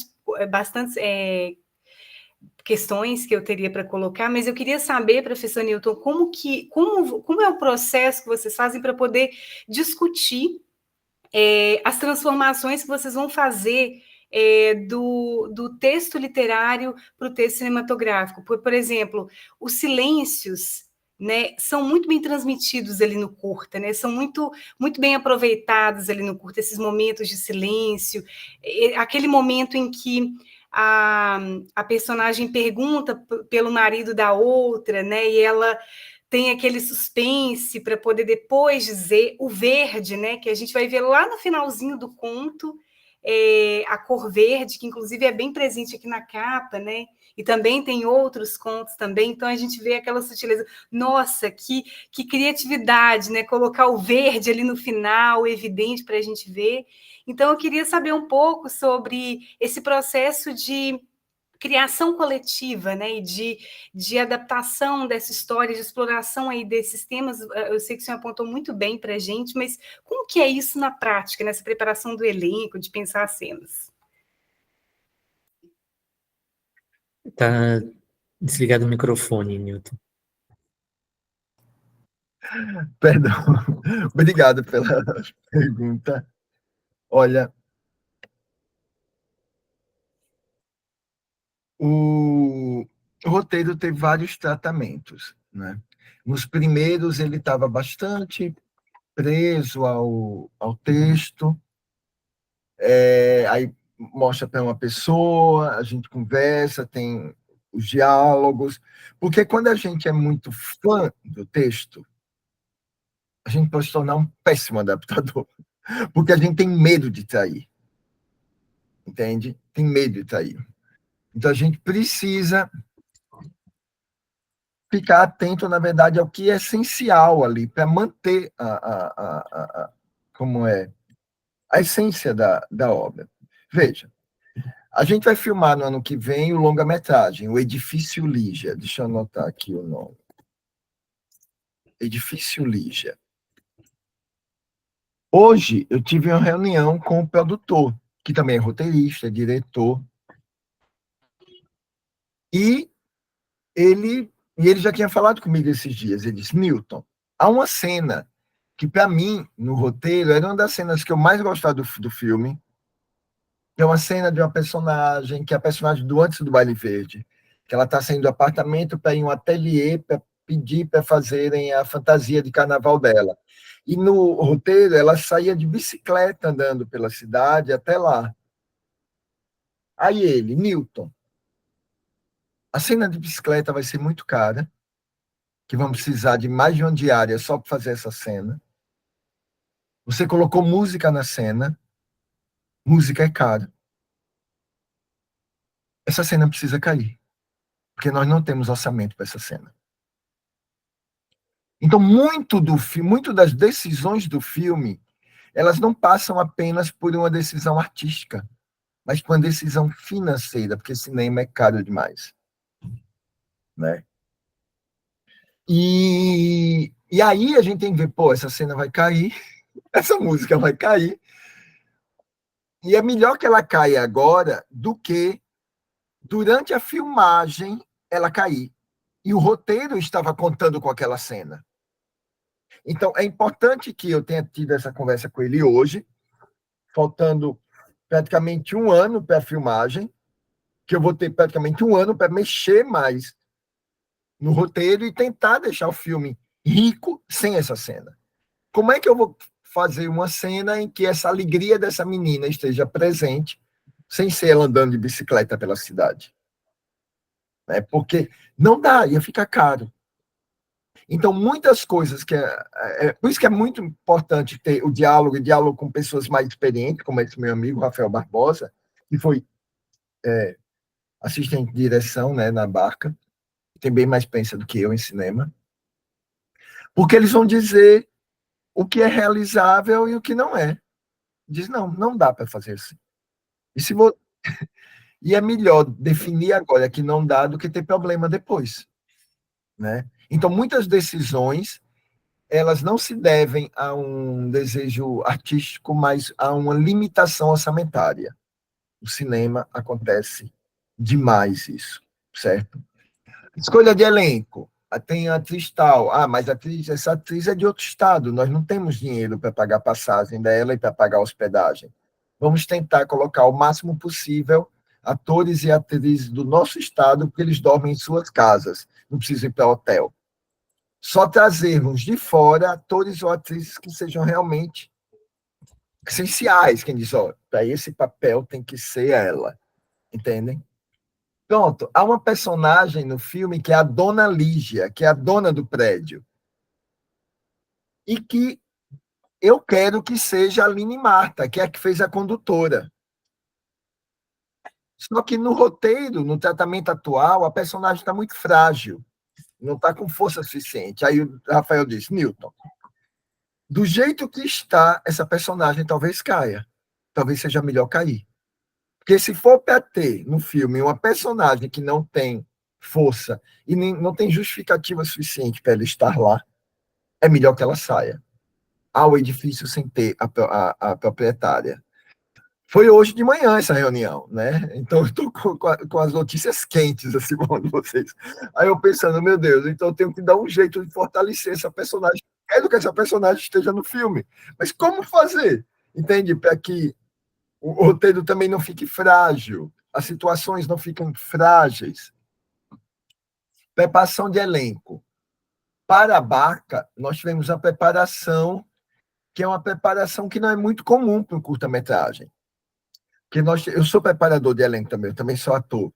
Então, nós tivemos durante um mês a preparação das duas atrizes, com 2 ou 3 encontros por semana. E elas essas atrizes não se conheciam, e eu decidi, pois é, quando vocês forem assistir ao longa, vão pensar, eu já estava sabendo disso. E elas, eu as apresentei um dia lá no meu apartamento e eu decidi que a gente não iria ensaiar junto. Eu ensaiei durante um mês com elas em separado, para que as personagens se construíssem sozinhas, tivessem vida própria. E elas só se encontraram no dia da filmagem, no momento de filmar, para que houvesse realmente um encontro entre duas mulheres que não se conheciam. Então, a gente passou um mês construindo a protagonista, passou um mês construindo a mãe, e no primeiro dia de filmagem, as duas se juntaram. E passaram o texto pela primeira vez lá, já no momento de gravar. Entende? Eu tentei isso para se ajudava nessa coisa de duas estranhas estarem se conhecendo. Então, há coisas por exemplo, o blackout quase caiu na Barca, porque estava uma dificuldade e tal, mas aí eu insisti e se manteve, porque eu gostava muito, eu queria muito que houvesse aquele blackout. Então, também há uma coisa que é o seguinte, por exemplo, há um risco de a dona Lígia cair, porque o produtor chega e diz, não, está fragilizando o filme e tal. Então, se eu quero que ela se mantenha, então eu, como roteirista e diretor, vou ter que trabalhar muito para construir uma personagem forte o suficiente para ser mantida. Então, eu tenho que convencer, através do roteiro, a produtora de que aquilo é viável, de que aquilo pode estar. Então, não é apenas uma escrita para o filme, é uma escrita de convencimento da produtora. Porque, e os consultores de roteiro também, né? Eu estou tendo consultoria de roteiro com a Nina Cópico, que é uma diretora daqui e tal, ótima. E vou fazer já mexer, inclusive, pronto, a estrutura que eu estava pensando para o filme, vocês assistiram o filme As Horas, do Stephen Daldry, que tem Nicole Kidman, faz a Virginia Woolf, que basicamente é maravilhoso, né, Fátima? Esse filme é lindo, lindo, lindo. Então, o meu sonho para Edifício Lígia é que as histórias tivessem isso. As 3 histórias daquelas mulheres vão se alternando. Só que o Rafael lendo disse, olha, Nilton, não está tendo força. Tudo acontecendo ao mesmo tempo. Não está.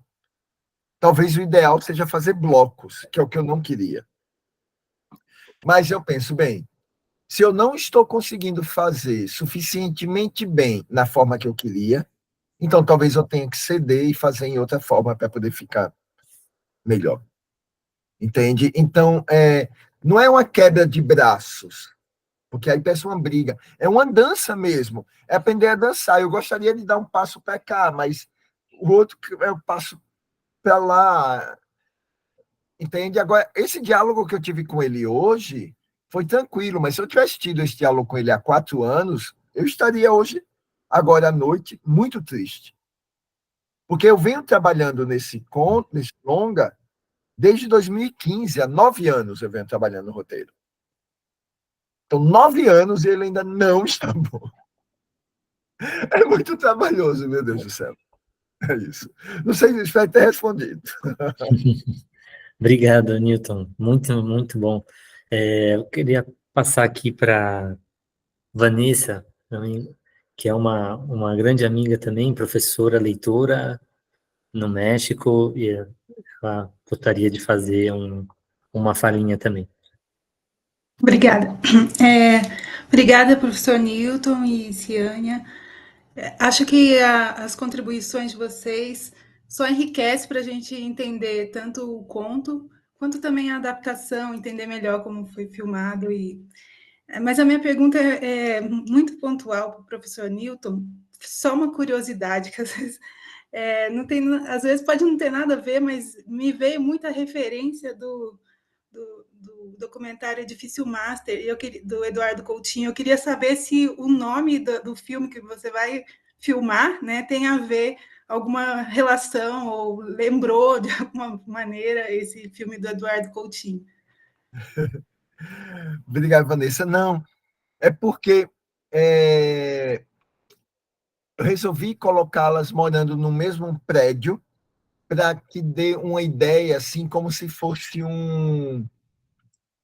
uma representação microcósmica do mundo ficcional da Lígia. Aí resolvi colocá-las no mesmo prédio, entende? E o filme vai se passar no único dia de carnaval. Então vai ser todas essas mulheres lá, e elas são amigas, elas conversam, uma visita a outra, uma está costurando o vestido de noiva da filha da outra. Então, foi mais por conta disso, de buscar essa representação microcósmica do mundo ficcional dela. Foi por causa disso. Obrigada. Mas seria ótimo ter o Coutinho, referenciar o Coutinho, meu Deus, é maravilhoso. Muito bem, muito bem.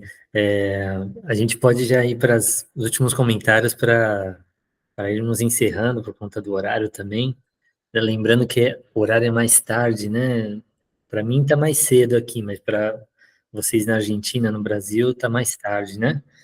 Então, podemos ir agora com os últimos comentários para poder ir terminando, tá bom? Para respeitar também a disponibilidade, principalmente do Newton e da Ziane. Para mim são 2h20 da manhã. Isso, e principalmente da Fátima.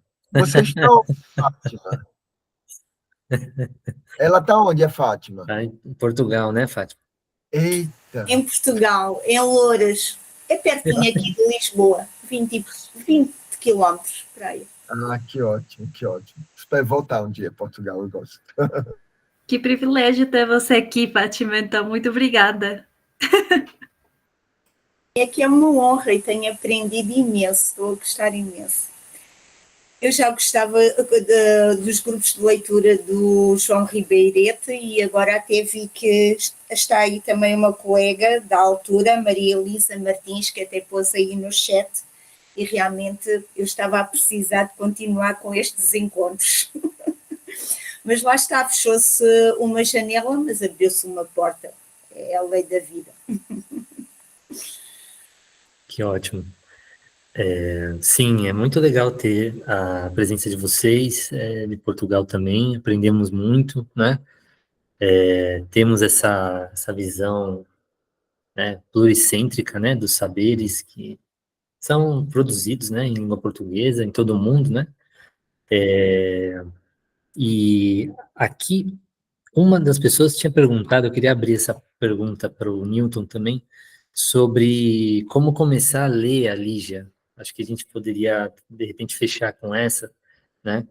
Não sei o que você acha, Newton, você que um especialista na obra, né, da Lígia, você indicaria, assim, de repente, alguma sequência para a leitura da obra dela? Sim. Há dependendo do tipo de texto que a pessoa gosta, se ela gosta de ler romances, começar por Ciranda de Pedra, né? Os romances é importante que se leiam cronologicamente. Assim, se a pessoa quer ler a obra da Lígia. Se ela quer ler um apenas, leia logo As Meninas, certo? Mas para conhecê-la, Ciranda de Pedra, eu acho uma boa porta de entrada, se ela quer ler romances ou novelas, né? Agora, se ela gosta de contos, é o Antes do Baile Verde. Então, é a sequência é esta aqui. Deixa eu escrever aqui. Antes do Baile Verde, Seminário dos Ratos,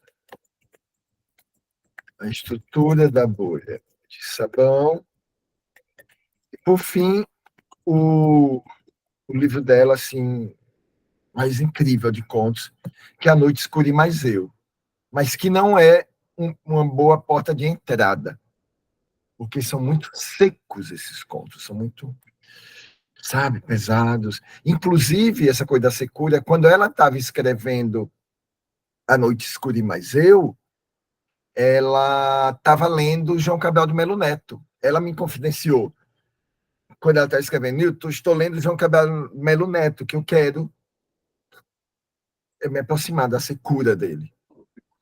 Entende? Então, eu acho que essa sequência, Antes do Baile Verde, Seminário dos Ratos, do Boi de Sabana e Curi Mais Eu, que são os principais livros de contos, não é dela. Eu diria até, Antes do Baile Verde, Seminário dos Ratos e A Noite Escura e Mais Eu. A Estudo da Bolha de Sabão ficaria assim, de lado, porque é um daqueles livros como Um Coração Ardente, em que havia um monte de contos esparsos, aí a editora chega e diz, ô Lígia, você não tem uns contos aí não, para a gente fazer um livro? Aí juntou e fez, entende? Mas não era um projeto autoral mesmo, entende? A maravilha dela como contista mesmo está nesses três aqui. Porque o livro A Estrutura da Bolha de Sabão, ele tem contos maravilhosos, mas o livro em si não tem a força que os outros têm, justamente por ter essa junção de contos e espaços. Assim como houve o lançamento do Um Coração Ardente, que tem uns contos ótimos e tem os outros contos que não têm tanta força.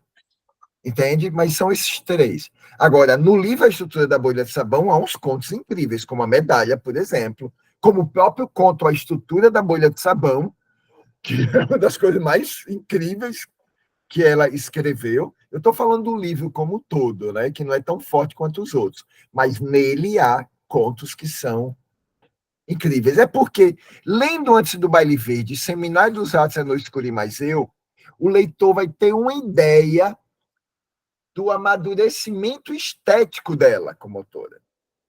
Antes do Baile Verde, nós temos um padrão de contos. Em Seminário dos Ratos, a Lígia, ela desafiou a si mesma, que ela se desafiava demais, ela não tinha pena de si mesma. Ela tinha uma autoexigência, assim, insuportável, tá entendendo? Se exigia demais. E A Noite Escura e Mais Eu mostra ela na sua maturidade plena. Tá? Então, esses três, como não são compilações, então eles mostram o amadurecimento dela, né? O crescimento dela, assim, como autora. Então, eu acho que esse modo aqui é o melhor. E se a pessoa tiver, claro, a oportunidade de comprar o livro que Zênia falou, Os Contos, que é maravilhoso, compra esse livro e lê ele todo, né? Que vai ser uma coisa maravilhosa. É para passar a vida lendo, né, Zênia? Esse livro é lindo, lindo, lindo. É maravilhoso, maravilhoso demais. 700 e poucas páginas de contos maravilhosos. É ótimo. Muito obrigado, Newton. Eu acho que nós podemos encerrar por aqui, por hoje, pelo tema do horário também. A gente quis fazer de forma um pouco diferente, né? Exibiu curta. Espero que vocês tenham gostado. Agradecemos muito a presença de todas, e especialmente do Nilton e da Ziânia, que toparam estar conosco. E vamos seguindo juntas aí, fazendo mais atividades. Newton, vamos seguir também pensando naquelas publicações também, vamos seguindo aí, estamos à disposição também, né, agradecemos e estamos aí para o que pudermos ajudar, dentro das nossas limitações. Bom, Eu vou encerrando a gravação aqui, tá? Mas Tá. vamos conversando aí. Tá. Antônio, quando o livro tiver traduzido, tiver em espanhol, tanto de contos, depois o romance e tal, eu aviso, passo para você e você divulga entre o pessoal e tal, né? Essas coisas, não sei. É isso. Maravilha. Tá certo.